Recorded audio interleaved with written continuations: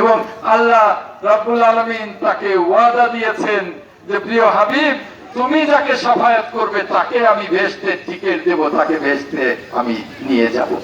তাহলে কি হলো কথাটা, যে প্রিয় নবীজিও বেহেশতের টিকিট দেবেন না, তিনি শাফায়াত করলে রাব্বুল আলামিন বেহেশতের টিকিট দেবেন।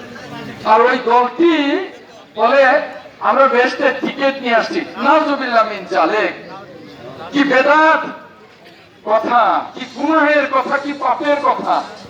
তাই তো হেফাজতের মৌলানা মামুনুল হক, তারপরে আরো হেফাজত ইসলামের সমস্ত বুজুর্গ মাওলানারা বলেছেন যে ওই দলকে ভোট দিলে হারাম হবে, বেদাত হবে, গুনাহ হবে, ওরা ইসলাম থেকে সরে গেছে, ইসলামের থেকে ঈমান নষ্ট করে ফেলছে, নাফরমান হয়ে গেছে।